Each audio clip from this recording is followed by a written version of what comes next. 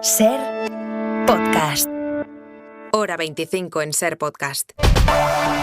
Está pasando una cosa y es que la política nacional cada vez se juega más fuera de la capital, o mejor dicho, cada vez se juega más también fuera de la capital. Y ya sé que muchas veces los nacionalismos periféricos han tenido influencia sobre el gobierno central, tanto con el PSOE como con el PP, però fíjense, en el mapa de la actualidad de este martes 26 de noviembre. El 2024 ha de ser l'any en què acordem un finançament singular amb l'Estat que posi fi a un dèficit fiscal insoportable. Hace muy pocos minutos, desde Cataluña, en su discurso de Navidad, el presidente Pere Aragonès volvía a lanzar varios mensajes al presidente Sánchez. Aragonès ha insistido en el referéndum, sí, pero lo ha hecho en un tono mucho menos beligerante que en discursos anteriores y de hecho ha planteado otras cuestiones de las que ahora sí el independentismo quiere hablar. Y aquí hablamos de traspaso de competencias, el ingreso mínimo vital, de rudalías, de una nueva financiación singular, dice Aragonès, que va a ser uno de los grandes caballos de batalla del independentismo en las próximas semanas, en los próximos meses. Pero es que no solo es Cataluña, Galicia también construye su propio acueducto con Madrid.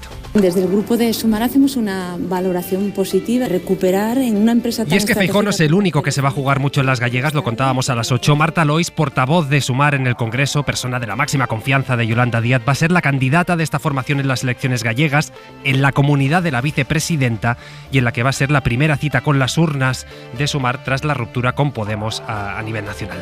Pero es que claro, la actualidad iba a seguir pasando por ahí esta semana con la moción de censura que este jueves va a llevar a Bildu a la alcaldía de Pamplona. Pues bien, sobre esto, atención a las palabras del vicesecretario del PP, Elías Bendodo. Son más de 1000 víctimas y ahora Sánchez los traiciona y le entrega a sus herederos la alcaldía de Pamplona. Esto sí que tiene un punto de viaje en el tiempo, porque de paso a Zapatero lo recordarán. En 2005 el Partido Popular vuelve a acusar a un presidente del gobierno de traicionar a las víctimas de ETA, también a las víctimas socialistas. Cataluña, Galicia, Navarra, ya lo ven, La actualidad se pone en modo radial con la política dejando la M30 para coger la carretera nacional. Y en la mesa de análisis esta noche, Esther Palomer, adjunta al director del diario.es. ¿Cómo estás? Muy buenas noches, muy bien. ¿Y tú? Bueno, yo cogiendo el ritmito, Esther. Ya lo tienes cogido. ¿Tú crees? Diego Garrocho, jefe de opinión de ABC, ¿qué tal? Buenas noches, encantado de estar aquí. Y desde Barcelona, Miquel Nogué, director del País en Cataluña, ¿qué tal? ¿Qué tal? Muy buenas noches. Venga, empezamos por el discurso de Aragonès. Desde hace muy poquito, hoy 26 de diciembre, en Cataluña se celebra Santa Esteba, y Pere Aragonès acaba de aprovechar esta festividad para pronunciar su discurso de Navidad. Así que desde ahí, también desde Radio Barcelona, desde Ser Cataluña, Xavi Aballó, bona nit. Hola, ¿qué tal? Buena nit. Xavi, fue uno de los grandes temas que se trataron en la reunión de presidentes de la semana pasada, de Sánchez y Aragonès, la financiación. Y hoy Aragonès ha insistido, le dice a Sánchez, oye, 2024 tiene que ser el año en el que Cataluña tiene que conseguir financiación singular, es decir, distinta a la del resto de autonomías, Sí, Aragonès ha querido de alguna manera agendar para este próximo año el posible acuerdo sobre la financiación en Cataluña. Hablaron de ello la semana pasada, como decías, con el presidente Pedro Sánchez. Y hoy ha querido fijar el marco de que esta negociación debe producirse en estos próximos 12 meses, o lo que es lo mismo cerrarse el acuerdo en lo que queda de legislatura en Catalunya. El 2024 ha de ser l'any en què acordem un finançament singular amb l'Estat que posi fi a un dèficit fiscal insoportable. Tiene que ser el año donde cerremos una financiación singular, decía Pere Aragonès. Lo que pide el gobierno catalán en el fondo es tener la capacidad de recaudar todos los impuestos, un trato diferenciado respecto al resto de comunidades autónomas, y eso es lo que el presidente pretende batallar en las negociaciones bilaterales que se van a producir entre ambos gobiernos. Recordemos que la semana pasada Sánchez no se cerró a hablar de esta cuestión, alegando que la hacienda catalana puede desarrollarse más según el estatuto, pero que para ello los independentistas deberían reconducir el debate y dejar de centrar las exigencias alrededor de la cuestión del referéndum. Aún así, hoy Aragonès no ha dejado de lado tampoco esta cuestión y cree que también este 2024 deberá iniciarse una negociación paralela que termine en una votación sobre la independencia. Claro, es verdad, esto del referéndum tiene un punto casi de tradición navideña, es decir, en cada discurso de Santa Esteba, sea Aragonès, sea Puigdemont, sea Torra, se insiste en el referéndum, pero no sé este año, Xavi, con qué contundencia lo ha puesto encima de la mesa.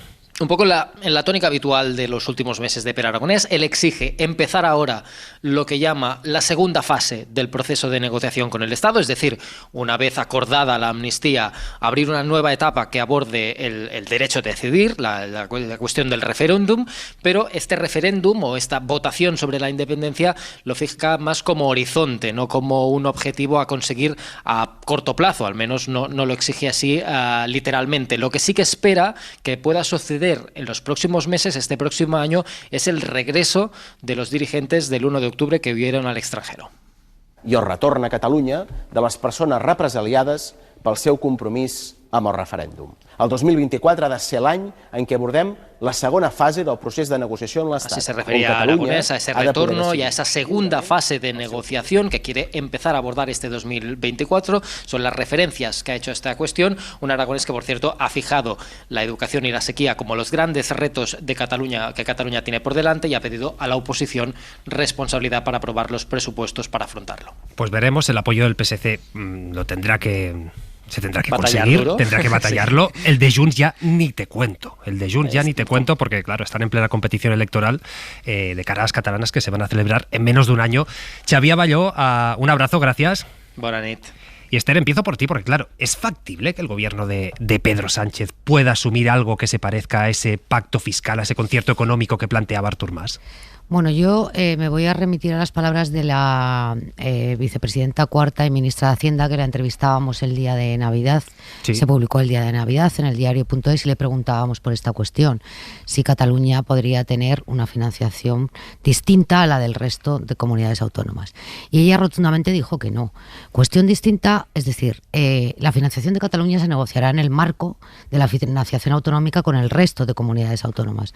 Cuestión distinta es que el gobierno en ese marco de negociación esté dispuesto a reconocer las particularidades o las especificidades que tiene Cataluña por su identidad y por otras muchas cuestiones. Y por competencias, los Mossos, exacto, etcétera, etcétera. Por una cuestión competencial y por una cuestión identitaria y de particularidades que tiene aquella comunidad autónoma. Ahora, yo una negociación específica con la Generalitat no la veo, pero no la veo porque hasta donde nos dicen en el gobierno, la ministra de Hacienda, es que el gobierno no está dispuesto a abrir esa brecha, que por otra parte le abriría un melón considerable, no solamente con las comunidades autónomas gobernadas con el Partido Popular, sino con las pocas que ya gobierna el Partido Socialista, es decir, Navarra, es decir, Asturias, es decir, no sé si queda alguna, Navarra, Asturias, y yo creo que no les queda, bueno, Castilla-La Mancha. Claro. Sí. Las tres que les quedan. Yo creo que abriría una crisis considerable en el ámbito del Partido Socialista, por no hablar del enfrentamiento que elevaría en la ya de por sí delicada relación con el Partido Popular. Claro, Miquel, si esto pasa, es decir, si como dice Esther, Cataluña va a tener una financiación como el resto de comunidades, quizás con alguna especificidad por esto que decíamos de los Mossos, ¿esto es asumible para el independentismo, que parece, da la sensación que está en otra fase, que está empezando ya a hablar de lo que decíamos, de las cosas del comer y no tanto del referéndum como hace unos años? Pues será asumible en función de si son capaces de meterlo dentro de su relato de que han conseguido hacer mover el gobierno, ¿no? Y creo que sí que hay bastante margen para presentar como financiación singular algo que no tendrá nada que ver con el pacto fiscal que en su día prometió o estuvo persiguiendo Artur Mas, ese pacto fiscal en el que Cataluña recaudaba todos sus impuestos y después entregaba al Estado, digamos, lo que decidía que se tenía que entregar, pero una vez había recaudado ella todos los impuestos. Y efectivamente pienso que hay muchísimo recorrido en cuanto a una mejor financiación de esas competencias singulares que tiene Cataluña, que algunas de ellas, todos los actores admiten que están mal financiadas. Habéis nombrado Mossos, pero también prisiones y algunas otras competencias, y que si por ahí se trabaja, creo que hay margen para el acuerdo. Y me gustaría recordar que esta misma semana, 24 horas antes de la reunión entre Pedro Sánchez y Aragonés, hubo ya un primer acuerdo de financiación de los Mossos d'Esquadra por valor ni más ni menos que de 1.600 millones de euros hasta 2030, que, a ver, no es el pacto fiscal, pero unos cuantos acuerdos como este pueden ayudar bastante a desahogar a las finanzas catalanas. ¿Tú, Diego, lo ves este punto de encuentro, este posible, pues eso, entre las posiciones que tenían unos y otros alejadas, encontrar esta financiación, este punto medio? Hombre, si la ministra Montero ha dicho que rotundamente no, yo empezaría a pensar que efectivamente es posible, ¿no? Porque no sé si esa rotundidad ha sido mayor que la que... ¿No te crees a la vicepresidenta? No, pero me pregunto, quiero decir, o sea, ha habido una pauta que además es constante, que es negar con rotundidad algo y que después se cumpla, ¿no? Entonces, a ese rotundamente no me pregunto si era más o menos rotundo que cuando Pedro Sánchez dijo hasta 20 veces no voy a pactar con Bildu, o cuando después dijo que no iba a haber amnistía, efectivamente la hubo. Entonces yo creo que nos hemos acostumbrado a que finalmente acontezca lo que normalmente desde el gobierno se dice que no va a ocurrir. Es decir, esa no es una experiencia ignota, sino que muy al contrario es algo que ha ocurrido en muchas ocasiones. Yo creo que hay un debate de fondo y además que dentro del progresismo, dentro del socialismo es todavía más urgente, y es si podría llegar a ser una medida justa, independientemente de cuál sería efectivamente la traducción, digamos, en términos de utilidad o si se podría replicar en otras comunidades autónomas. Si nos consideramos, y yo ahí me incluiría con bastante rotundidad, si quienes defendemos que debe existir una progresividad fiscal y que quienes más tienen que pagar más, coherentemente extenderíamos ese modelo también a los territorios. Es decir, asumimos que un Estado parte de un pacto de solidaridad entre territorios y entre personas que se distribuyen por territorios. Entonces, a mí me cuesta mucho imaginar que pudiéramos interpretar como justa una medida de privilegio fiscal para una comunidad que efectivamente es rica y además lo exhibe y lo demuestra con proyectos que son políticos y que no comparten otras comunidades. Es decir, podríamos preguntarnos cómo podría funcionar hoy Cataluña si parte de su presupuesto no se derivara, por ejemplo, a las embajadas que tienen en el exterior, ¿no? Si eso se derivara, por ejemplo, a sanidad o se derivara a educación. Entonces, yo creo que las palabras, como digo, de Montero preludian el que eso pueda llegar a ocurrir, pero yo insisto que quienes tengan un mínimo de sensibilidad por la justicia social, lo que tendrían que estar es muy atentos a si efectivamente este país no pasaría a ser un país peor en el momento en el que goza de una mayor autonomía. Una comunidad que además se expresa, ha sido muy claro el modo en el que se ha expresado Aragonés, ha dicho que hay un déficit fiscal insoportable. Esto es, que hay quienes pagan más que reciben, y eso en un régimen de solidaridad fiscal es exactamente lo que ocurre con los que más tienen, claro. ¿Es posible, Esther, encontrar esta cuadratura del círculo? Es decir, mejorar la financiación de Cataluña, que el independentismo dé por buena esta cifra, este modelo, y que al mismo tiempo el resto de comunidades no sientan este agravio de decir, oye... Yo creo que sí. Creo que sí. Y bueno, empiezo por decir que embajadas en el exterior tienen varias comunidades autónomas, no solamente Cataluña, y esto es el chocolate del loro. Además, está bien que las comunidades autónomas tengan representación en el exterior para defender los intereses de las empresas que tienen trabajando en el exterior. Dicho esto, yo creo que una pista importante que nos han dado de por dónde puede discurrir la nueva financiación autonómica para Cataluña es el acuerdo por el que se condona parte de la deuda a la Generalitat.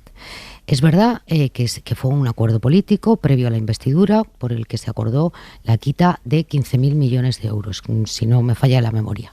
Bien, es verdad que la ministra de Hacienda ha dicho que esta era una cifra aproximada y que la fórmula definitiva para descontar la deuda autonómica todavía estaba por definir. Está en estos últimos días de diciembre definiéndola el Ministerio de Hacienda. Pero de la misma manera que se acordó esa quita de la deuda con la Generalitat de Cataluña, el Gobierno anunció inmediatamente que esa fórmula sería aplicable para el resto de comunidades autónomas.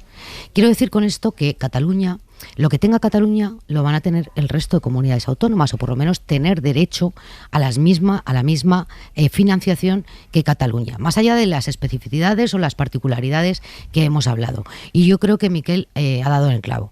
Es decir, una financiación singular no es un pacto fiscal y no es un concierto catalán a modo del concierto vasco. O sea, yo creo que efectivamente la terminología aquí es muy importante, el relato también. El independentismo catalán tratará de decir que tiene una financiación singular y que por lo tanto ha arañado al gobierno de España cuestiones que hace tiempo no estaban dispuestos a conceder, pero en ningún caso, por lo menos esto es lo que dicen desde la parte socialista del gobierno, en ningún caso va a haber un pacto fiscal como al que aspiraba Cataluña hace tiempo, al margen del modelo de financiación autonómica. Se trata de que las comunidades autónomas, con esto de la quita de la deuda, que yo creo que nos da una pista muy importante de por dónde puede ir la negociación, se puedan financiar en los mercados sin necesidad de ir al FLA. Y esto va a regir para Cataluña y para el resto de comunidades.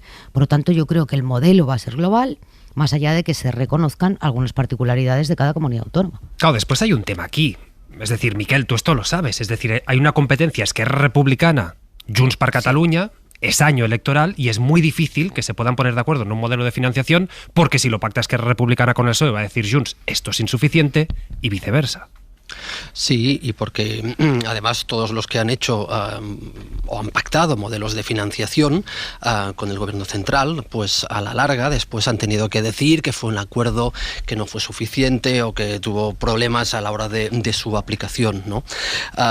Y en cualquier caso estamos en unas, no diría que vísperas electorales en Cataluña, pero es que después de las elecciones gallegas, después de las elecciones vascas y después de las elecciones europeas, vendrán elecciones en Cataluña. Dentro de un año, si no hay campaña electoral, ya es que la habremos pasado, básicamente, y por lo tanto las maquinarias electorales de partidos catalanes están ya activadas desde la vuelta de estas vacaciones, y la financiación será un modelo de ello. Y recordar también que durante todos estos años se han estado culpando Junts, Esquerra y viceversa de estar cogiendo, digamos, las migajas del sistema de financiación, y en estas migas pues se consideraba que un simple acuerdo para una mejora o un refuerzo, que es como habló el presidente Sánchez esta semana, un refuerzo de la financiación, es muy poca cosa. Creo que esto irá pasando un poco a la historia, porque si habéis estado pendientes de algunos otros detalles del discurso de Aragonés de esta noche, que ha hablado muchísimo de maestros, ha hablado muchísimo de educación, ha hablado muchísimo de la sequía, queda claro que en este momento el interés y la focalización de los problemas en Cataluña ya no están en los derivados del procés en su sentido más amplio, sino en estas cosas del día a día que van a marcar la agenda de las próximas semanas. En 2-3 semanas Cataluña entrará, por ejemplo, en emergencia por sequía, y eso implicará que ciudades como Barcelona tendrán serias restricciones de agua, y eso no deja de ser, digamos, un fracaso político para el partido que le toca gestionar esto. Sabemos que evidentemente hay un problema de falta de lluvias, pero también se le echará en cara la falta de inversiones durante los últimos años en sequía. Todo esto lo digo porque la financiación, y conseguir ni que sea una tímida mejora de la financiación, puede ser vendido como un éxito si encaja bien en su relato. Diego. Sí, yo en esas otras cosas que se han dicho, a mí también me ha resultado preocupante, lo escuchábamos en el corte, el momento en el que, por ejemplo, ha hablado con una extraordinaria frivolidad el presidente Aragonés sobre las personas represaliadas que regresan a Cataluña. Decir eso en cualquier país, o referirse a las personas que han huido de la justicia por causa del procés, en cualquier país del mundo sería grave, pero hacerlo en un país como este, que ha tenido represaliados políticos hasta hace muy poco tiempo, me parece especialmente grave. Me parece que es una manera de faltar el respeto efectivamente a la colección de personas que fueron represaliadas y a las muchas personas que todavía las conservan en la memoria y que hoy son familiares directos y quienes sufrieron verdaderamente una represalia política. Entonces, que alrededor, digamos, de todas las cuestiones que se hayan dicho, que no pasemos o que no soslayemos elementos que creo que sí son determinantes y que de alguna manera minan en gran medida la solidez del discurso del presidente Aragonés, o cuando hablaba efectivamente del derecho a Cataluña a decidir su futuro, que es una cuestión sobre la que se insiste en muchas ocasiones, pero que atañe directamente a la cuestión de la soberanía nacional, porque quien decide no es una consecuencia de una deliberación, sino que es efectivamente lo que expresa la soberanía. La titularidad de la decisión, la pregunta de quién es el que decide qué, determina efectivamente quién es el soberano. Es decir, la soberanía no es algo que se pacte entre algunos o que decíamos vamos a ser soberanos unos u otros, sino que es quien decide. Cada vez que se dice que debe ser Cataluña quien decida su futuro, lo que están diciendo es que habrá millones de españoles que no puedan determinar, conforme reza la Constitución, cuál debe ser el futuro de este país y de una de sus partes. En cualquier caso, es verdad que no asombra ni es una sorpresa, porque Esquerra Republicana de Cataluña es un partido que firmó hace no mucho un documento, un manifiesto junto con otros socios del gobierno contra la monarquía y contra la Constitución. Venga, va, decíamos, la actualidad pasa por muchos puntos, por muchas comunidades. Hoy hay un nombre propio. Nombre propio que es el de Marta Lois. Insistir en que nuestro apoyo a esta ley es claro, insistir en que se trata de una cuestión de formalidad. Estamos hablando de la portavoz de Sumar en el Congreso de los Diputados, persona de la máxima confianza de Yolanda Díaz. Se convierte la candidata de esta formación de Sumar en las elecciones gallegas, las del 18 de febrero, en la tierra de la vicepresidenta y en la que va a ser la primera prueba de fuego en las urnas tras la ruptura con Podemos. No sé, Esther, cuánto se juega Yolanda Díaz en estas gallegas tras la apuesta por un perfil como Marta Lois. Bueno, yo creo que se juega mucho. Es su primera prueba electoral después de las elecciones del 23 de julio, de las pasadas elecciones. Es la primera cita que afronta ya por separado de Podemos, con lo que costó conseguir aquel acuerdo para las elecciones generales. Es una apuesta muy personal. Marta Lois es una persona de absoluta confianza de Yolanda Díaz, pero hay que recordar que Yolanda Díaz o Sumar no tienen partido, no tienen estructura, no tienen cuadros y no tienen cantera. Es decir, es un partido todavía por configurar y por consolidar, ¿no? Y luego hay otro dato que no hay que olvidar, es decir, allí en Galicia en este momento Yolanda Díaz no tiene espacio político en el Parlamento gallego. Llegaron a tener las mareas 14 diputados y eran líderes de la oposición en el año 2014, ¿no? O 12, no, 12 me parece. Y hoy no existen prácticamente, no existen en el territorio gallego, ¿no? Por lo tanto, yo creo que es una prueba decisiva para el futuro del espacio político de Sumar, y sobre todo es digamos que es un examen muy determinante para el futuro político de la izquierda alternativa, en mi opinión, ¿no? ¿Lo ves igual, Miquel? Sí, porque además la pasada primavera, cuando Yolanda Díaz tuvo aquella negociación agónica para incluir a Podemos y a todas las formaciones bajo la marca de Sumar, allí creo que muchísima gente acabó apreciando un déficit de credibilidad. La negociación fue tan agónica, tan en el último momento, que costó mucho hacer creer que eso era algo sólido, que tenía futuro y que podía superar los baches, como después se ha visto que ya a las primeras curvas ya ha empezado a descargar algunas cosas. Pues ahora en Galicia puede tener el mismo problema. Ahora tiene que dar credibilidad a un proyecto político que, como dice Esther, es nuevo. A efectos prácticos en Galicia, pues Sumar no solo no existe, sino que no tiene esta estructura mínima, y todos sabemos lo que eso implica en una, digamos, de las comunidades históricas, donde si no tienes estructura en todos y cada uno de los pueblos o comarcas, es muy difícil trabar que un partido pueda funcionar. Las mareas fueron el resultado de un momento político muy concreto, político, social y económico. No nos olvidemos de la crisis de aquella época, pero en este caso es bastante más complicado, sobre todo porque el PSOE llamará al voto útil, como lo hará también el BNG, como el único voto útil capaz de quitarle la mayoría absoluta al PP. Claro, Diego, ¿qué pasa si Sumar sigue sin existir en el Parlamento gallego? Yo es que creo que es muy probable por varias cuestiones. La primera es que ya el 23J empezó a exhibir una cierta concentración bipartidista del voto.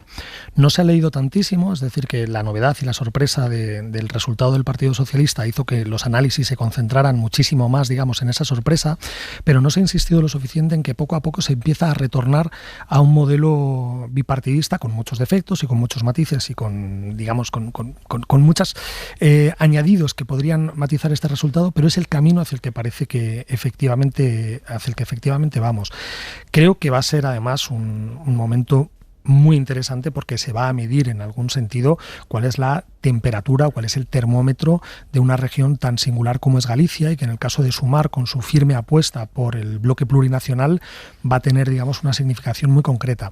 Creo que también vamos a encontrarnos con una candidata que goza de una extraordinaria confianza personal por parte de Yolanda Díaz, pero que no resulta quizás ser una política tan eficaz como otros, y es algo que se ha planteado muchas veces, ¿no? Si resultaba verosímil o si era razonable el que Errejón no fuera el portavoz en el Congreso y que lo fuera Lois, porque Lois, como digo, es alguien que en lo personal efectivamente debe tener una afinidad muy grande, pero digamos que no viste o que no es tan eficaz discursivamente, y ahora la vamos a ver en algo tan difícil como es una candidatura a una comunidad autónoma, y vamos a ver cuánto rinde.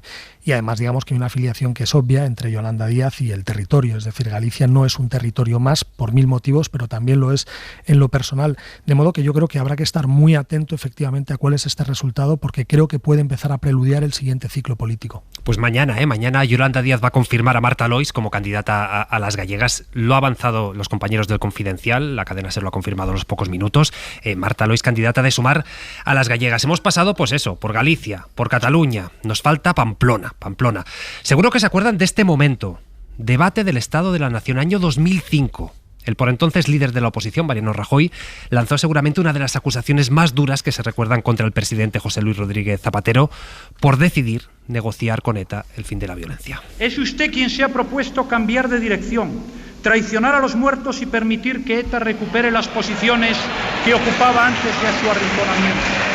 Aquellos se acordarán, generó un revuelo político, mediático enorme. Pues bien, casi 20 años después, a 2 días de la moción de censura que dará la alcaldía de Pamplona a Bildu con los votos del Partido Socialista, el PP recupera ese eslogan y acusa al presidente del gobierno, en este caso Pedro Sánchez, de lo mismo, de traicionar a las víctimas. Son más de 1000 víctimas, muchos de nuestro partido, del Partido Popular, pero también muchos concejales y dirigentes del Partido Socialista.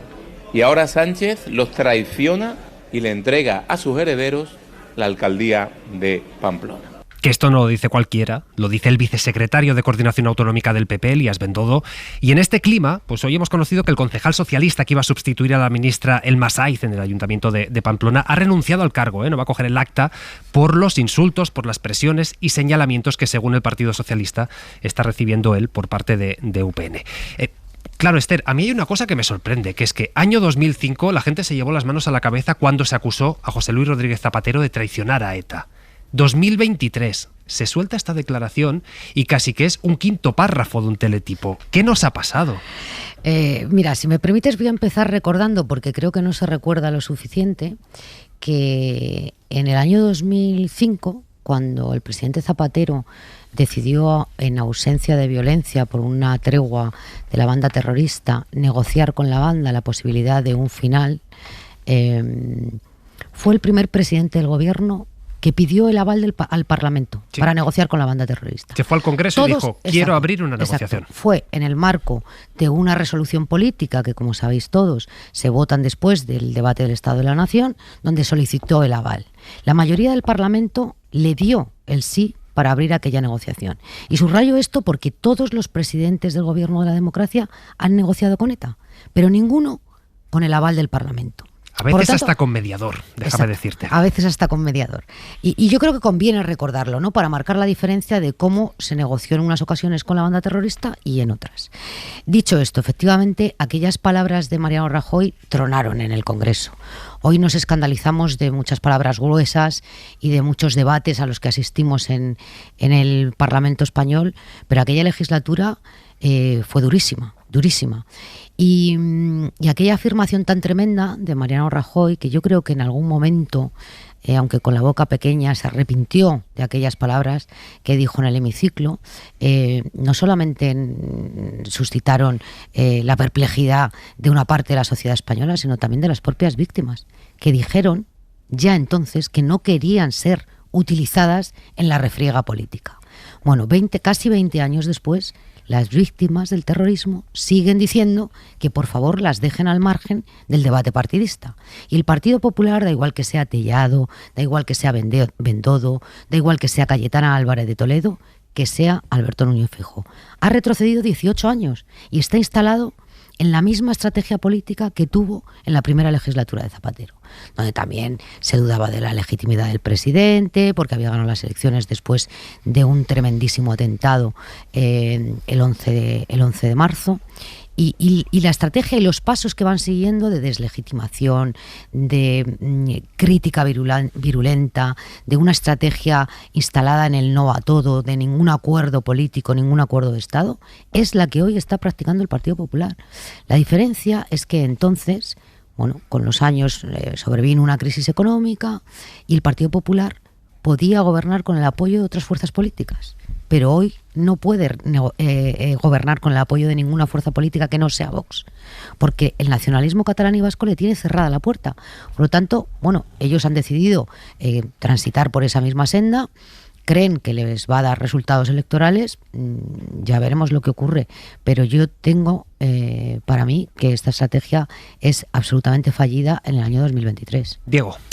Yo creo que un error de Rajoy no se traduce necesariamente en un error, en este caso de Bendodo. Es decir, que Rajoy se equivocara y efectivamente se expresara en términos, a mi juicio, no idóneos con respecto a la negociación del presidente Zapatero, no quiere decir que en esta ocasión un mensaje muy parecido sí sea distinto y sí sea mucho más pertinente. Por un motivo.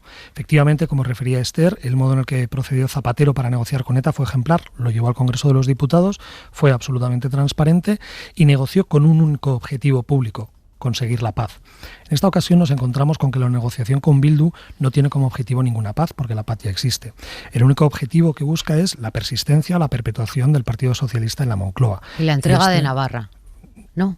Y la ruptura de la soberanía nacional y todo esto. Esther, yo creo que no te he interrumpido. Es que este mismo debate lo escuchamos hace 18 años. Ahora lo voy a expresar yo, porque yo hace 18 años estaba estudiando filosofía. Entonces, creo que ahora sí que hay una diferencia, y es que lo que nos encontramos es que el presidente del gobierno está haciendo exactamente lo que dijo que no iba a hacer, y además no simplemente es un cambio de opinión táctico o práctico, sino que él, cuando decía que no iba a pactar con Bildu, lo hacía enarbolando una colección de principios muy claros y muy rotundos, y es que efectivamente Bildu no es un partido homologable a otros. Hay una opción que yo no comparto, que es asumir que la ley de partidos es lo que determina con quién puedes pactar, de modo que mientras haya un partido legal, uno puede pactar, y efectivamente es legal. Pero creo que hay otros umbrales que son los umbrales de una cierta decencia, un cierto compromiso moral con determinadas prácticas. Y Bildu, voy a insistir, no es un partido normal, porque Bildu es un partido que llevó en las últimas elecciones autonómicas y municipales a 44 personas condenadas por terrorismo. Es un partido que uno de sus apéndices, Sortu, celebra, promueve y jalea en redes sociales los ongi etorris. Es el mismo partido que en un pueblo de Navarra, a los hijos de Jesús Ulayar, un alcalde asesinado, les ha dicho que limpien ellos la pintada de ETA, que no iba a haber una partida presupuestaria del ayuntamiento para efectivamente borrar esa pintada. O que en octubre, en el ayuntamiento de Vitoria, fueron incapaces de censurar y de condenar la profanación de la tumba del socialista Fernando Buesa. Entonces yo creo que con este historial, y digo, acogiéndome a los mismos principios que exhibió el presidente del gobierno antes del 23J, creo que hay muchos españoles que con buen juicio lo que sostienen es que, uno, si eso iba a ocurrir, es un salto cuántico tal en la política de renaturalización que debería haberse hecho antes. Pero cuando se ocultó y se dijo que jamás se haría y ahora se está haciendo, yo entiendo que efectivamente hay un salto. Y me pregunto si cambiáramos las tornas y si lo que nos preguntáramos es ¿qué pasaría si hubiera un partido efectivamente de extrema derecha que llevara a personas con delitos de sangre en sus listas? ¿Qué pasaría con un grupo de extrema derecha, un partido de extrema derecha que en sus casetas en las fiestas de Madrid tuvieran la cara de Millán Astray o de Queipo de Llano? Eso es exactamente lo que hace Bildu en algunos pueblos. Y algunos creemos que esto no tiene nada que ver con ser socialista, ni con ser conservador, ni con ser más o menos liberal, sino que entendemos que no es razonable agotar los espectros, digamos, de pactos simplemente en la mera legalidad. Y que este país era un país mejor cuando decidía que había determinadas líneas rojas que los partidos de gobierno no hacían o no iban a rebasar. Y sobre todo, es el mismo partido, es el mismo país que asumía que cuando se prometía nos establecía un compromiso firme, ya digo, en base a unos valores que eran efectivamente jaleados y apreciados por los votantes socialistas antes del 23J, yo creo que hoy podemos asumir simplemente que aquellos principios eran ciertos. Bueno, yo creo que en una democracia no sé quién reparte los carnés de decencia o indecencia, porque llevar la moralidad al debate político me parece que no es una buena cuestión. Pero dicho esto, efectivamente, yo creo que si a Bildu, tú has dicho que Bildu es un partido absolutamente legal, sí. Hace muchos años que a los a los antecesores de Bildu se les dijo que o las bombas o los votos, decidieron dejar las bombas para someterse a unas elecciones, tienen una representación absolutamente legal, por lo tanto yo creo que no hay ningún motivo para establecer una línea roja con la que no acordar, dialogar o pactar con Bildu. Cuestión distinta, y aquí sí que te reconozco, el Partido Socialista fue quien estableció sus propias líneas rojas. Es decir, consideraba el Partido Socialista que a Bildu le faltaba todavía un camino por recorrer hasta poder acordar con ellos la gobernabilidad de un ayuntamiento, de una comunidad autónoma, o incluso gobernar en coalición. Ese camino parece que no lo habían recorrido y, por lo tanto, en Pamplona se toma la decisión de impulsar una moción de censura y que el alcalde sea un concejal de Bildu. Parece que las circunstancias que se producían en ese ayuntamiento hicieron cambiar de opinión a los dirigentes del Partido Socialista, y que es algo que solo se circunscribe al ámbito del Ayuntamiento de Pamplona. También te reconozco que, habiendo cerrado la operación de Pamplona, va a ser muy difícil creer al Partido Socialista cuando diga que en Euskadi sigue manteniendo esas líneas rojas para no permitir un gobierno de Bildu. También te lo reconozco. Pero fíjate que después de tantos años de ausencia de violencia, de que ETA dejara de matar, de que Bildu lleve 4 años en el Congreso de los Diputados centrando su discurso y sus iniciativas políticas única y exclusivamente en materias sociales, que haya dejado de hablar de autodeterminación, que haya dejado de hablar de independencia, que ya no reivindique cuestiones identitarias, es un argumento para diluir esas líneas rojas. Y además, añado más, en esto yo soy muy partidaria de la teoría puente. Cuando uno toma una decisión, la tiene que explicar sin complejos. Y efectivamente yo creo que ha llegado el momento en el que el Partido Socialista tiene que hacer una tremenda actividad pedagógica para explicar a la ciudadanía quién es Bildu, en qué punto político está y a qué aspira con Bildu. Dejadme, seguiremos hablando porque claro, esto se vota el jueves, o sea, esta moción de censura va a ser una de las noticias de la semana, solo una voz más, porque claro, la Iglesia también ha hablado en Europa Press, el secretario general de la Conferencia Episcopal, César García Magán, ha comentado muchas cosas, ha cargado contra la amnistía, ha reivindicado el derecho a rezar el rosario en las manifestaciones de Ferraz, y sobre esta moción de censura, de la que ahora estamos hablando, ha dicho lo siguiente. Las víctimas del terrorismo no son número, son casos con nombre y apellidos. Y el mismo respeto merecen esas víctimas del terrorismo que las víctimas de los abusos sexuales. Hay que ser muy cuidadosos con el dolor de las personas y el dolor de la sociedad. Bueno, el mismo respeto merecen las víctimas de los abusos que las víctimas del terrorismo, lo dice la Iglesia Católica. En pocas horas el Consejo de Ministros va a aprobar, en el último Consejo del año, una nueva prórroga del decreto anticrisis. Jordi Fábrega, buenas noches. ¿Qué tal? Buenas noches. Jordi, hay que decir que el PSOE y Sumar siguen negociando, siguen aquello cerrando flecos, pero ya conocemos algunas medidas, Jordi, que sí os iba a incluir este decreto, ¿eh? Otra vez llegamos al Consejo de Ministros con los negociadores apurando las horas y tratando de cerrar un acuerdo dentro del Gobierno, pero también con los grupos que tendrán que terminar apoyando este decreto en el Congreso.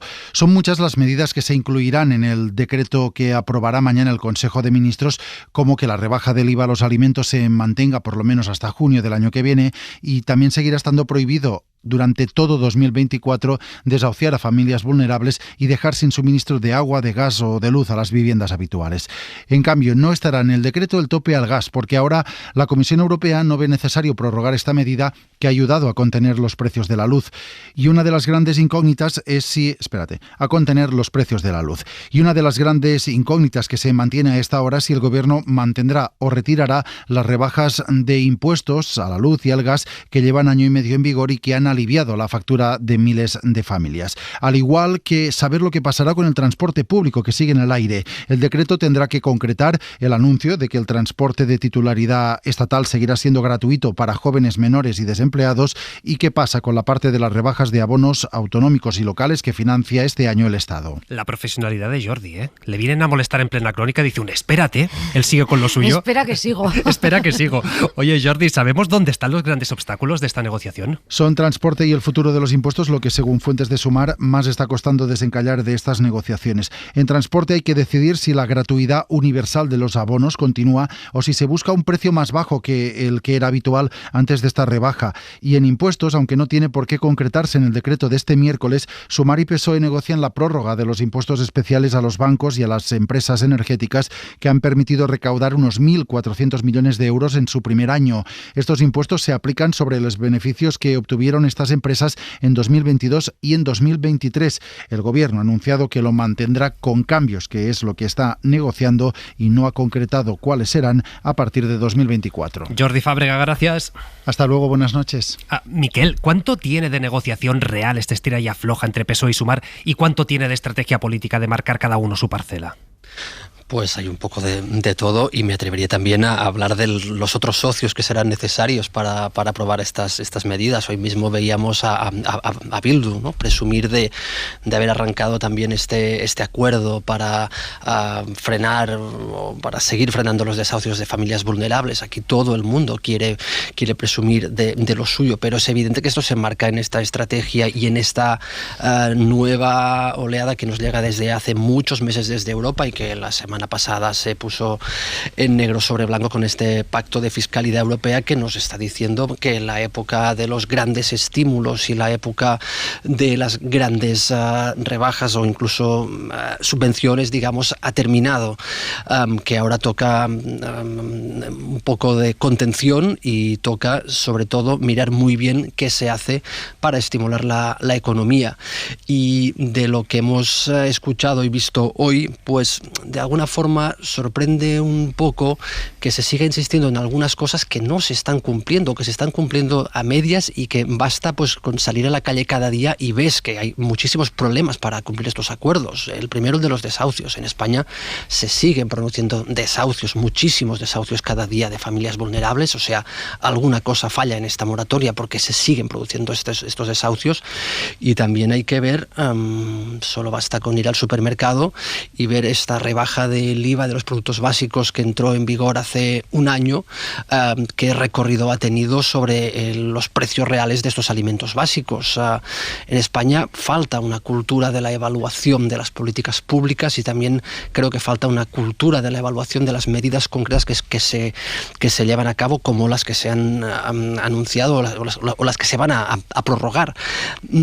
Algunas de esas medidas claramente no están funcionando o no funcionan lo bien que deberían funcionar, y sorprende un poco pues que se siga insistiendo en ellas sin que se quieran corregir de una forma, digamos, sustancial. Diego, ¿falta esta cultura de la evaluación que decía Miquel? Estoy absolutamente de acuerdo, porque en muchas ocasiones el disenso político no tiene tanto que ver con un objetivo común, que por ejemplo en el caso de la vivienda, estábamos hablando de un drama tan sensible como los desahucios. Creo que cualquier persona bien nacida o bien intencionada sabe que España tiene un problema, y que persistentemente además los jóvenes tienen un problema de acceso a la vivienda. Existiendo un objetivo común, donde creo que una inmensa mayoría de España podría llegar a un acuerdo de que efectivamente hay que paliar, digamos, esa circunstancia, normalmente los disensos políticos tienen que ver con las medidas que se aplican para lograr ese objetivo común. Y la única manera racional de que efectivamente seamos capaces de ponderar y de evaluar si han sido o no eficaces no tiene tanto que ver con la titularidad de las ideas, que a veces las puede llevar a cabo alguien que sea de un signo distinto al nuestro, sino con efectivamente esa eficacia. Y creo que en España pecamos demasiado de tener un sentido muy patrimonial de las ideas. Las medidas que uno propone necesariamente tienen que ser buenas porque las ha propuesto uno, y a veces uno tiene que ser mucho más desafecto a sus propias medidas, precisamente en atención a los principios propios que pueden ser compartidos, y que seamos capaces entre diferentes de interrogarnos si una medida o si la aplicación, digamos, de una terapia, un diagnóstico que compartimos es eficaz o no. Y en ese sentido creo que efectivamente el generar protocolos transparentes que podamos compartir de políticas públicas es absolutamente imprescindible. Esther. Creo recordar que empezabas el programa diciendo que la política nacional cada vez se juega más fuera de España. Y efectivamente en esto es que no hay alternativa. Ha sido la Comisión Europea quien ha dicho a España y al resto de países miembros de la Unión que en este 2024 hay que empezar a retirar las ayudas públicas que se implementaron como consecuencia de la crisis derivada de la guerra de Ucrania, en Ucrania. Creo que el montante total de gasto público que han supuesto todas esas medidas ascendía a más de 40.000 millones de euros. En este momento yo creo que no solamente, como decía Miquel, entre socios de coalición, entre Sumar y el Partido Socialista, sino con el resto de socios parlamentarios del Gobierno, se está escenificando o, digamos, intentando cuadrar las cifras, porque no hay alternativa. Retirar muchas de las medidas va a ser inevitable a lo largo de este año. Pueden prorrogarse 6 meses más, pero a lo largo del 2024 muchas de ellas tienen que ir desapareciendo, porque así nos lo han dicho. Nos han dicho que hay que reducir el gasto público y destinar ese ahorro a la reducción del déficit público, porque hay una transición entre las reglas fiscales que había antes de la pandemia, que fueron suspendidas como consecuencia de la pandemia, y las reglas fiscales que aprobaron la semana pasada en el marco de Bruselas. Dicho esto, yo creo que en este momento la parte de Sumar del gobierno está escenificando una posición que le permita marcar un perfil propio, como tú bien decías. Es consciente de que muchas de estas ayudas se van a tener que ir retirando paulatinamente, y el Partido Socialista supongo que intentará poner el foco en aquellas decisiones o aquellas medidas que todavía siguen siendo necesarias para aliviar a las familias cómo pueden llegar a final de mes. Pero en general yo creo que a lo largo de 2024 nos vamos a ir despidiendo de todas ellas. Las primeras que yo creo que van a desaparecer van a ser las que están destinadas a ayudar o subvencionar a sectores profesionales muy concretos, como fueron en su momento los transportistas, los agricultores, los ganaderos. Yo creo que estas van a ser las primeras que vamos a desaparecer, y queda por dilucidar qué parte de la subvención al transporte va a seguir en vigor. Como bien ha explicado Jordi, ¿se mantendrá o no se mantendrá la parte estatal de la subvención? ¿Cómo quedará la ayuda, la parte proporcional de las comunidades autónomas o de los gobiernos locales? Eso es lo que falta por dilucidar, pero vamos, 2024 va a ser completamente distinto a lo que hemos tenido en el año y medio anterior. Y esto en casa, claro, mucha gente está pensando ahora, yo necesito saber si renuevo ya el abono transporte. Claro, muchísima gente en casa. Eso lo iremos viendo en los próximos días. Mañana tendremos ya alguna pista. Decía Esther, la escenificación de Sumar.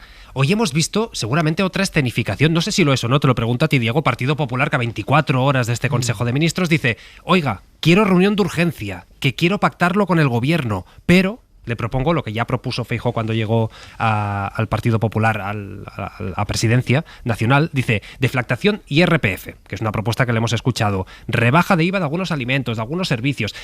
¿Esto es también escenificación o realmente hay una voluntad del Partido Popular de decir, tenemos margen para acordar algo con el gobierno del PSOE y Sumar? Yo creo que no hay que elegir, es decir, yo creo que hay una parte de dramaturgia, y siempre la hay en política, y normalmente además hay un esfuerzo, digamos, por sobredimensionar el perfil propio, pero es curioso porque en estas medidas no hay una alternativa de paradigma, es decir, el Partido Popular lo que está es insistiendo, digamos, en el mismo paradigma, y está matizando otras medidas o está pidiendo persistir en otras medidas, pero no nos encontramos en una circunstancia donde lo que esté planteándose a suspender ayudas o suspender medidas, sino que es uno de esos extraordinariamente escasos escenarios donde lo que encontramos son diferencias de matiz, y por lo tanto yo sí creo que esa diferencia tiene mucho más, digamos, de dramatúrgica que real. También lo creo en el caso de Sumar, que además es muy curioso cómo Sumar prácticamente ha copiado la estrategia que tenía Podemos, de ir filtrando a la prensa cuáles son sus máximos para que efectivamente se haga visible que, digamos, la decisión final no va a contar con una protección social tan ambiciosa como la que proponen desde Sumar. Pero yo creo que deberíamos siempre mantener, digamos, pues un punto de distancia y asumir que esto forma parte del juego político. Es, Miquel, aquello de no acabar engullido por el socio grande, ¿no?, de los gobiernos de coalición. Sí, tienes que fijar el rumbo y después decir que si yo hubiera tenido más fuerza, si me hubierais votado más, habría conseguido más. Otra vez sabréis a quién votáis, ¿no? Es el mensaje que da cada vez que se cierra una negociación de este tipo, en este caso Sumar. Y también porque pienso que Sumar cree que hay algo más de margen de lo que defiende la parte socialista del gobierno, con los datos macroeconómicos. Hace un año pues se establecía o se preveía que el crecimiento de España se quedaría en un 1 y muy poco por ciento, y finalmente ha sido casi el doble este crecimiento que ha habido este año.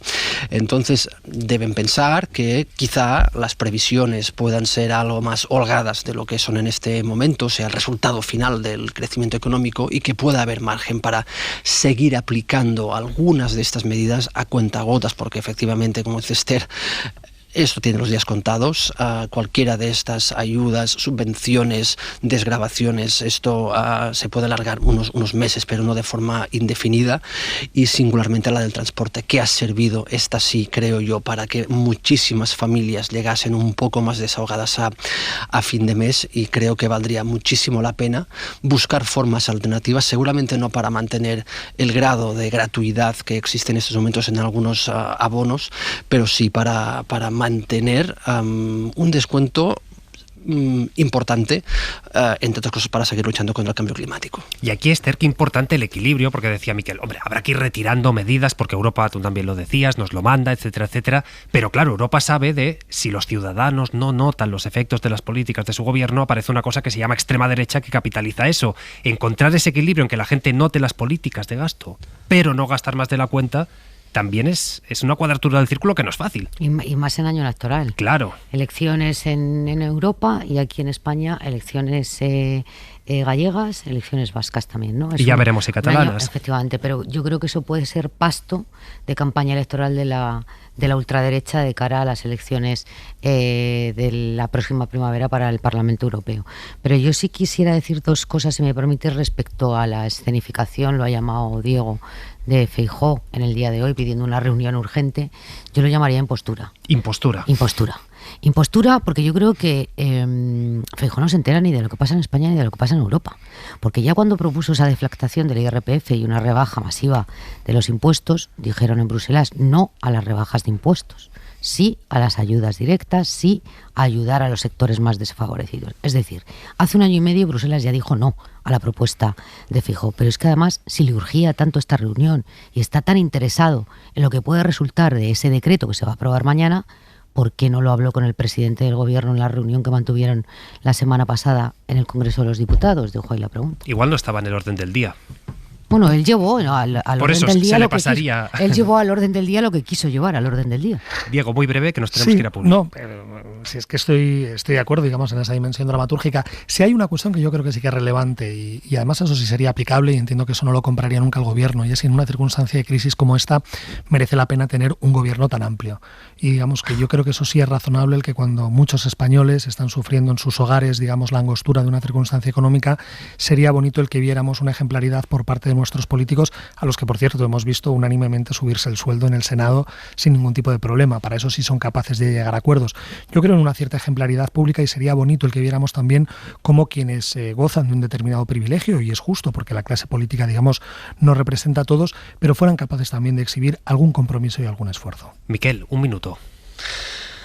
De nuevo, pienso que lo que pide Diego de esta ejemplaridad efectivamente es importante darla, pero yo creo que no debe ser o no debe centrarse en los sueldos de los políticos. Es un debate que hemos tenido durante muchísimos años en este país, y también cuando rascas ves el porcentaje del gasto público pues que acaba resultando de estos sueldos.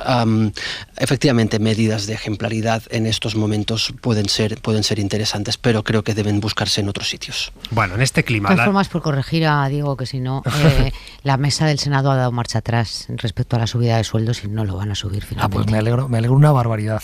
Pero sí que es verdad lo que decía Miquel, que al final un político que esté bien pagado... Vamos, pues, sin ninguna duda, claro que sí. Que ya es eso, quiero decir. Luego seguramente podemos ir a mirar gastos tropocientos, que a lo mejor esto no hace falta, estos asesores, lo que queráis. Pero un político que esté bien pagado... Sí, pero que podemos sobrevivir con un gobierno de 21 ministerios, también estoy convencido de ello. De 21, pues veremos qué pasa. Al menos.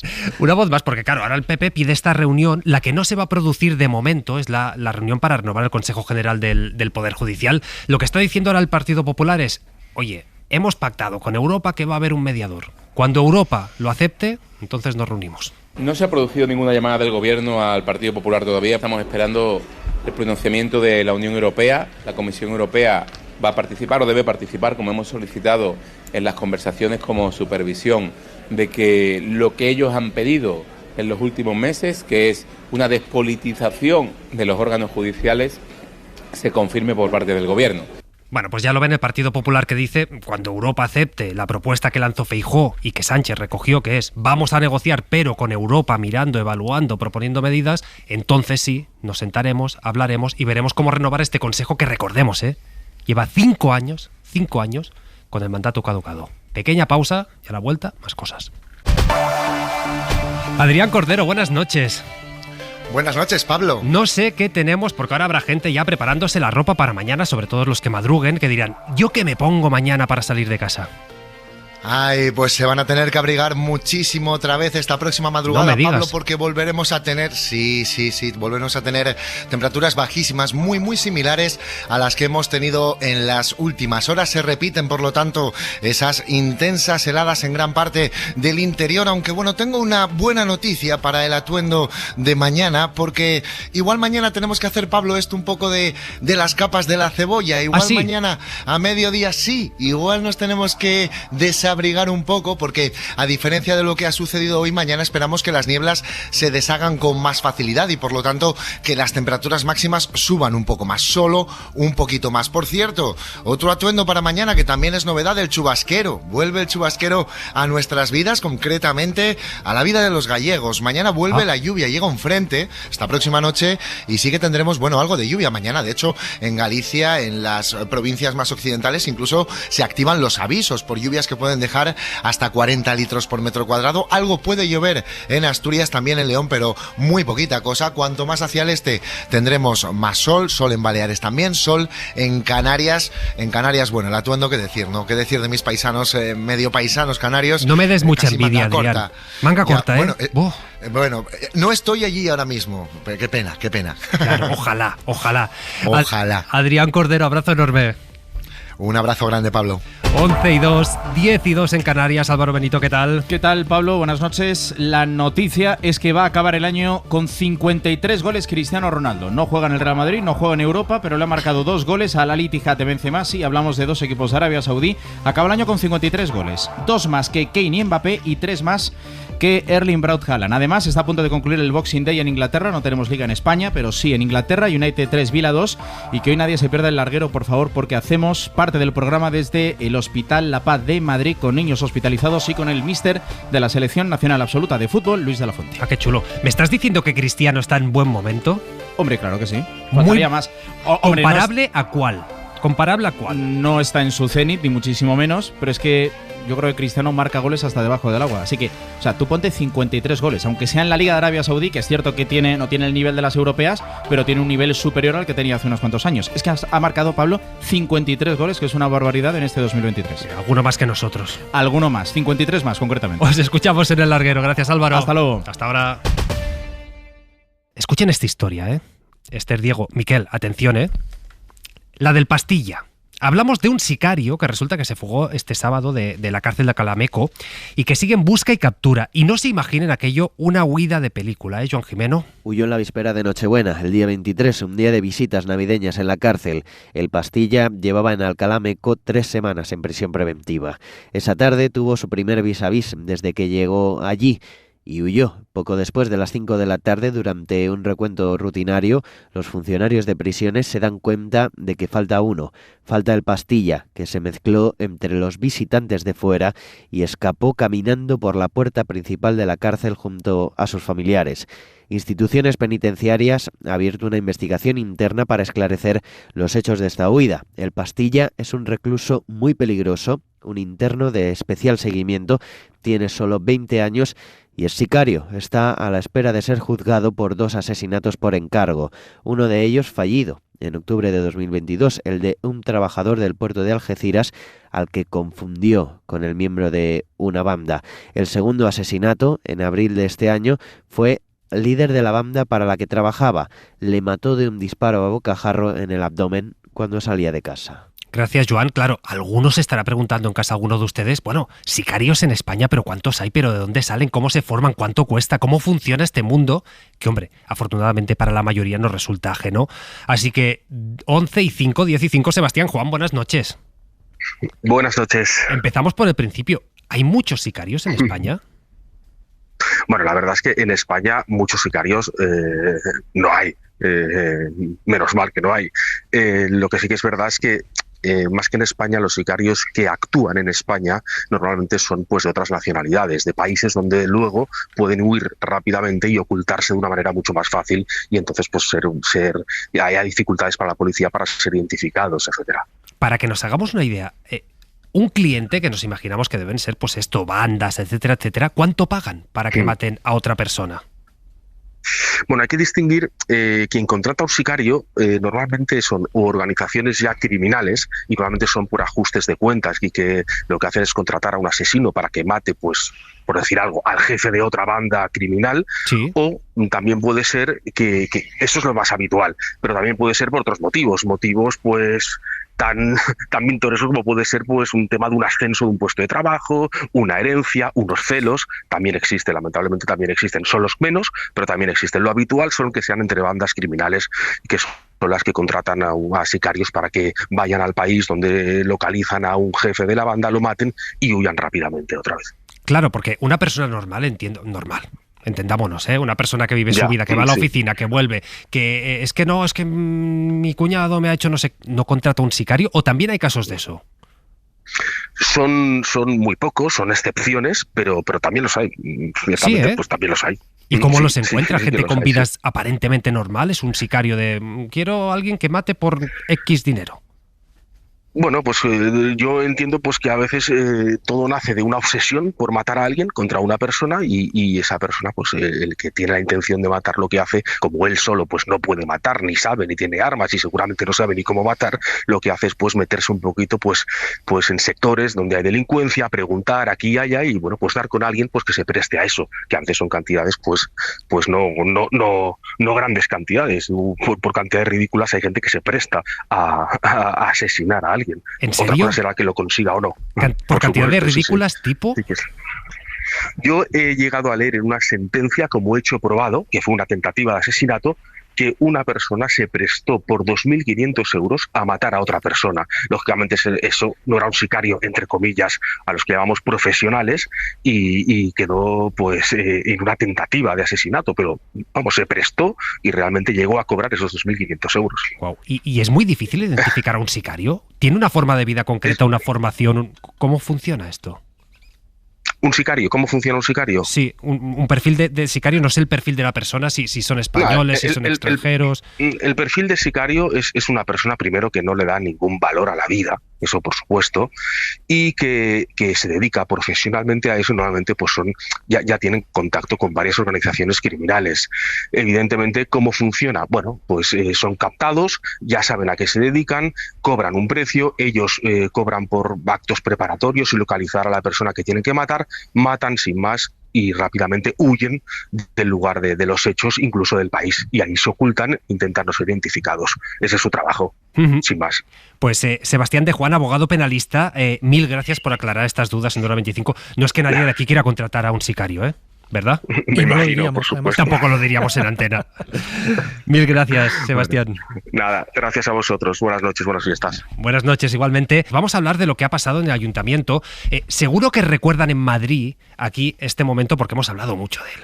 El señor Ortega Smith ya ha manifestado que pedirá perdón si el señor Fernández Rubiño... ¿Y el señor presidente de este pleno tiene algo que decir? ¿Le puede usted preguntar y no darle la palabra al señor Fernández Rubiño si se disculpa con lo que le ha dicho? ¿Pero cómo se va a disculpar por haber dicho una palabra? Pero estamos... que yo no sé lo que le ha dicho. Señor Fernández Rubiño, usted no Bueno, esto es lo que hizo el presidente del Ayuntamiento de Madrid, Borja Fanjul, del PP, después de que Ortega Smith lanzara de un carpetazo una botella al concejal de Más Madrid, a Eduardo Rubiño. No le gustó un comentario que había hecho el concejal de Más País. Desde Más País dejaron claro que no les gustó la actitud ni de la extrema derecha ni de Fanjul, que hace unos meses reaccionaba así cuando un concejal del PSOE tocó la cara del alcalde Almeida. Le llamo al orden por primera vez y le advierto que si le llamo al orden por segunda vez, tiene que abandonar el salón de plenos. Le llamo al orden por segunda vez. Como le vuelvo a llamar al orden, le echo del salón de plenos. Señor Biondi, abandone el salón de plenos inmediatamente. Por favor, ruego a los servicios de la Cámara... Claro, ¿aquí qué ha pasado? Aquí lo que ha pasado es que Más País ha dicho Ortega Smith tiene que dimitir, pero Fanjul también por cómo ha gestionado este pleno. Hoy el alcalde Almeida dice, oiga, Ortega Smith lo hizo muy mal. Dice, pero ahora Más País está aprovechando esto para sacar rédito político. Es una sobreactuación por parte de Más Madrid que desvía la atención de lo verdaderamente importante que pasó en el Pleno, que lo que quieren es cobrarse 2 por 1 y que nosotros no vamos a entrar en ese escenario desde luego, sino que por el contrario creo que el señor Fanjul cumplió con lo que pide el reglamento. Radio Madrid, Adrián Prado, ¿qué tal? Buenas noches. ¿Qué tal, Pablo? Buenas noches. Hemos escuchado muchas voces también desde la izquierda, ¿no? Que dicen, es que aquí ha habido...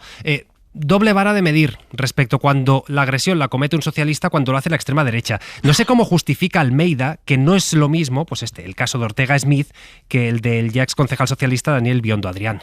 Bueno, primero insistiendo en que el presidente del Pleno lo que hizo fue responder a las peticiones que desde la bancada de Más Madrid lanzaba su portavoz. Que el señor Fanjul hizo exactamente lo que la señora Maestre hasta en 3 ocasiones le solicitó de forma airada. Que le diera la palabra al señor Ortega Smith para que se disculpara. Lo que olvida Almeida es que Rita Maestre también pidió al presidente del Pleno que tomara medidas y que se pronunciara sobre lo que acababa de ocurrir, ya que su obligación, decía, era defender al agredido y no dar la palabra al agresor. El alcalde mantiene que Borja Fanjul cumplió con el reglamento. La señora Maestre debería saber el reglamento del Pleno del Ayuntamiento de Madrid. Y el reglamento del Pleno del Ayuntamiento de Madrid solo habilita al presidente a poder expulsar a una persona cuando se le llama 3 veces al orden. Es la única opción que tiene el presidente del Pleno de expulsar a una persona. El viernes no hubo ni una sola llamada al orden a Ortega Smith. Almeida justifica que la reacción del presidente del Pleno en el caso de Daniel Biondi fuera otra y terminara con la expulsión del concejal socialista. El señor Biondi se mantuvo de pie y no hacía caso a los requerimientos del presidente del Pleno, que le tuvo que avisar 3 veces. En este caso, el señor Fanjul hizo caso a los requerimientos que le hizo la señora Maestre. Todo responde, según el alcalde, a una sobreactuación de la izquierda que busca tajada política extendiendo la petición de dimisión de Ortega Smith al popular Borja Fanjul. Diego, ¿hay sobreactuación? Yo es que creo que es lo menos interesante es la cuestión de la sobreactuación, porque el hecho es lo suficientemente grave sin que la haya como para que hable por sí mismo. Quiero decir, lo que ocurrió es un precedente nefasto. Ya existió el precedente de Daniel Biondi, pero hay una diferencia a la que no se está apuntando y que a mí sí me gustaría apuntar, y es la ejemplaridad con la que obró, en este caso, Juan Lobato, que sí pidió el acta de concejal a su concejala. Inmediatamente, además. Inmediatamente. Y no hay nadie en Vox que haya pedido el acta de concejal. Insisto en esto porque en muchas ocasiones en política hay que mirar hacia el superior, es decir, porque estadísticamente que se te cuele a alguien que comete un error puede ocurrir en cualquier formación política. Y si lo multiplicamos por el número de cámaras que existen en un país, hasta podríamos condescender y asumir, bueno, que efectivamente se te cuela a alguien que puede tener una conducta equivocada, indeseable y antidemocrática, pero en ese momento es donde tienen que activarse de una manera absolutamente abrupta las jerarquías dentro de los partidos. Y de hecho, esa jerarquía dentro de los partidos es lo que permite que haya una linealidad con respecto a la cual tú puedes exigir responsabilidades. Entonces, en este sentido, para mí toda la atención queda concentrada en el caso de los superiores, no solo de Ortega Smith, que por supuesto creo que habría tenido que dimitir, sino de la colección de superiores que están por encima y que están validando una conducta que, bueno, que es traumática para la democracia. También hay que señalar que entre la ejemplaridad y la agresión física o una actitud físicamente intolerable hay un camino que estamos andando cotidianamente con mucha frecuencia, y eso hace que el salto a la agresión física sea menor que, digamos, desde un comportamiento más ejemplar. Pero ya digo, yo creo que la cadena de responsabilidad tiene que operar también hacia quienes hoy, digamos, tienen verdaderamente mando en plaza en Vox. Claro, Diego dice, es Vox quien tiene la responsabilidad. ¿Fanjul la tiene también, Esther? Estoy de acuerdo con Diego en que efectivamente es la dirección de Vox quien tiene que plantar cara. Hablar de errores en el caso de Ortega Smith es muy generoso por tu parte. Sí, no, Es muy generoso por tu parte hablar de errores en el caso de este concejal, también diputado del Parlamento Español. Y efectivamente quien tiene que tomar la decisión, ya que son las 23:15 del día 26 de diciembre y hace 3 días que ocurrió esto y el señor Ortega Smith no se ha marchado por voluntad propia, tendría que ser la dirección de su partido quien le hubiera expulsado de forma fulminante, como hizo, y bien ha recordado el señor Lobato, a los 5 minutos del comportamiento intolerable que tuvo el señor Biondi con el alcalde de la ciudad de Madrid. ¿Hay sobreactuación? No lo sé si hay sobreactuación, pero es que la izquierda está en su pleno derecho de exigir una y mil veces no solamente la dimisión del señor Ortega Smith, sino también de reprochar la actuación que tuvo el presidente de la corporación local en ese momento, porque yo creo que efectivamente el reglamento establece que tienen que existir 3 llamadas al orden para expulsar a alguien de una cámara. Pero a veces el reglamento es muy flexible cuando la derecha y cuando la izquierda quieren. Por lo tanto, que comportamientos como ese se podrían haber zanjado desde el minuto 1. Es que, Miquel, hablamos de un comportamiento en el que se traspasan muchas líneas. Sí, y el pasado viernes cuando ocurre esto, y no por estar acostumbrados dejó de llamarme la atención, es que cuando empezó a trascender lo que había pasado en el Salón de Plenos de Madrid, y varios perfiles de redes sociales, de periodistas, y no solo periodistas, se hacían eco de todo aquello con imágenes, inmediatamente aparecían comentarios de personas más o menos anónimas, pero no todas ellas anónimas, anónimas negando lo ocurrido, o sea, simplemente negando unos hechos que se podían ver perfectamente en las imágenes. O sea, incluso habiendo imágenes y demostración de lo que había pasado, había quien defendía que aquello no era lo que se estaba viendo. Entonces, si no nos ponemos de acuerdo en los hechos, en un mínimo consenso sobre lo que ha pasado, pues después nos tienen en esto, hablando o debatiendo sobre si determinado concejal sobreactuó o no sobreactuó, cuando efectivamente todos los focos deben seguir puestos un día y otro, y hasta que haya un movimiento sobre lo que hizo Ortega Smith y sobre si debe dimitir. Bueno, vamos a seguir hablando seguro de este episodio en el Ayuntamiento de Madrid. Ortega Smith, insistimos, 26 de diciembre, sigue todavía con su acta de concejal, eso está pasando. Mañana va a ser un día informativamente intenso, vamos a estar muy pendientes de esta rueda de prensa del presidente Pedro Sánchez, esta rueda de prensa pues de balance del año político, un año intenso, con unas elecciones por medio que contra pronóstico revalidaron su presidencia. Hablaremos largo y tendido. De momento vamos a dejar aquí la tertulia, el análisis. Esther Palomera, Miquel Nogué, Diego Garrocho, os agradezco mucho lo fácil que me lo habéis puesto en el primero Hora 25 que dirijo. Así que gracias a los tres. Tú sí que lo has puesto fácil. Gracias a ti. Gracias. Nos vemos muy pronto. Y los hemos despedido porque sí que nos gustaría que escucharan una historia. En Nicaragua, En Nicaragua se ha producido un episodio que permite contar a través de Miss Universo la represión a la que el régimen de Ortega está sometiendo a medio país. Resulta que la ganadora de este certamen de belleza, la nicaragüense Shenis Palacios, llevaba un vestido blanco y una capa azul, que son los colores de la bandera de Nicaragua, que se ha convertido pues en un símbolo de los opositores al régimen. A partir de aquí, el gobierno de Daniel Ortega ha interpretado la euforia general por la victoria casi como un desafío. De hecho, acusa de conspiración antipatria a la directora de Miss Nicaragua, que eligió a Palacios para concursar en Miss Universo. No le ha dejado volver al país y ha detenido a su marido y su hijo. Esta historia increíble, dura y dramática la ha recogido y nos la recoge en este reportaje nuestra compañera Marisol Rojas. The new Miss Universe is... Shenis Palacios coge las manos de Miss Tailandia y cierra los ojos. Por primera vez, una nicaragüense va a ganar Miss Universo, pero su inminente victoria va a desencadenar una crisis nacional.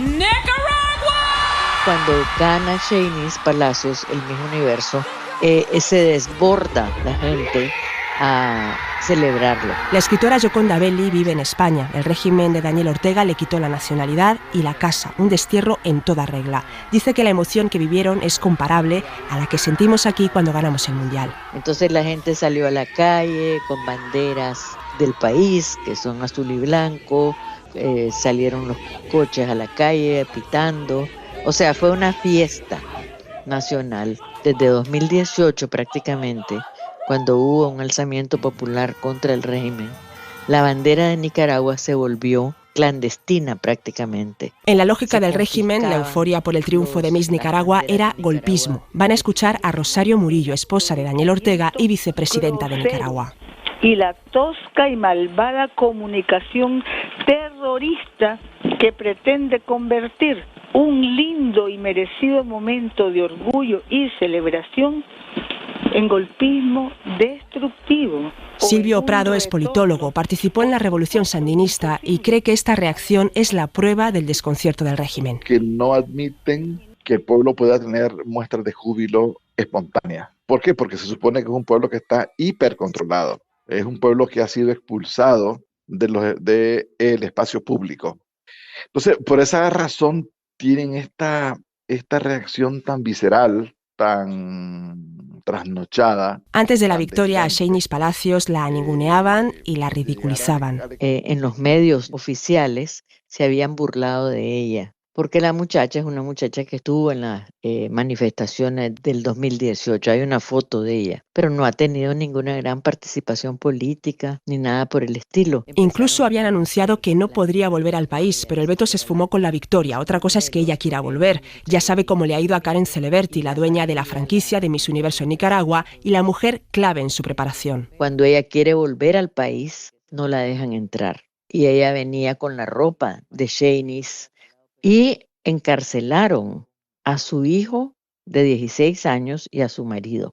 Allanaron su casa y ha acabado renunciando a toda su trayectoria profesional. Escribió una renuncia a su franquicia y lo que todo el mundo piensa es que esa carta la escribió para poder salvar de la cárcel a su marido y a su hijo. En Nicaragua, celebrar la victoria de Shanice es meterse en problemas. Es lo que le ha pasado a Vincart y Tors Místico, 2 artistas urbanos que empezaron a pintar un mural de homenaje a Miss Universo. Ya no queda ni rastro. Y también a las personas que trabajan en el Estado les dijeron que no podían seguir hablando de Shanice en las redes sociales. Entonces le quieren declarar como la muerte civil a Shanice en su propio país. Porque hasta incluso el gobierno... La nueva Miss Universo ha estado en CNN, donde le preguntaron por su victoria, pero también por el impacto político que ha tenido. Ahora te conviertes en un foco de atención que sabemos no le ha gustado mucho. Estoy contenta más allá de lo que esté pasando. Ahora está atendiendo todos los compromisos publicitarios que tiene, pero los efectos sociales de su victoria son indiscutibles. Lo que ocasiona es más rechazo y lo que puede ocasionar es mayor fermento de descontento social. Un descontento que no se refleja en protestas sociales, pero sí, paradójicamente, se refleja en alegría, en que la gente sea feliz, como diría Mario Benedetti, aunque no tenga permiso. Tarde o temprano tendrá que decidir si disfruta del título en Nicaragua o se suma a los más de 600.000 nicaragüenses que han salido del país desde 2018. Fue el año en el que la oposición salió a la calle. La mayoría acabó exiliándose.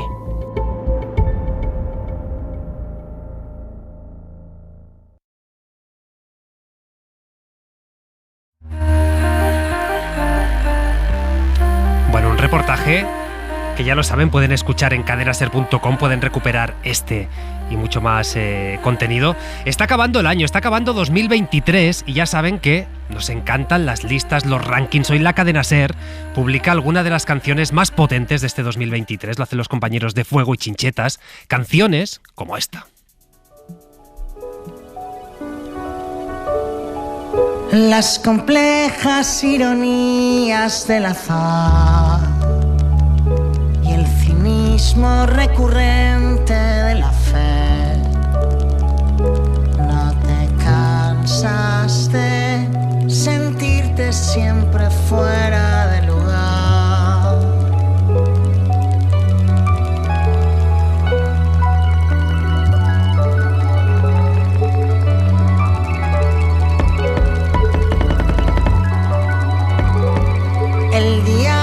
Bueno, esto que están escuchando se llama En el Alambre, de Iván Ferreiro, que ha hecho un disco que es maravilloso, que yo les recomiendo, porque han seleccionado esta, no lo digo yo, lo dicen ellos, pero podrían haber elegido cualquiera del disco.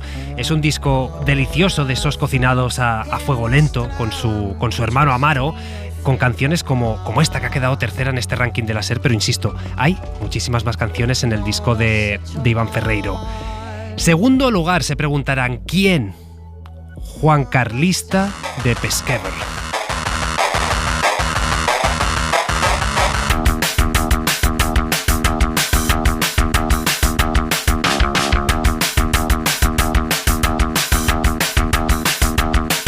Sofía de Grecia, canela en rama. Aquí no se llora, solo se mama. Zurdo y delega, Polola Coste. Siempre espero pa' ver qué hay de postre. Nunca me diste lo que ahora. Ya lo ven que también hay provocación en esta lista. En este caso, esta banda de Leganés, que empezó casi como una broma. Y fíjense cómo ha acabado la broma número 2 en esta lista de la Cadena SER del 2023.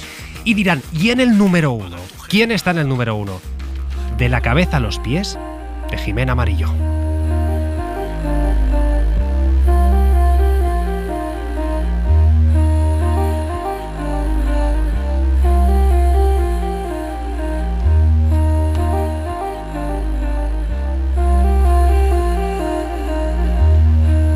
Con esto nos despedimos hasta mañana a las 8. Ahora vienen los compañeros del larguero con el deporte y con toda la marcha. Buenas noches y hasta mañana. Para no perderte ningún episodio, síguenos en la aplicación o la web de la SER, Podium Podcast o tu plataforma de audio favorita.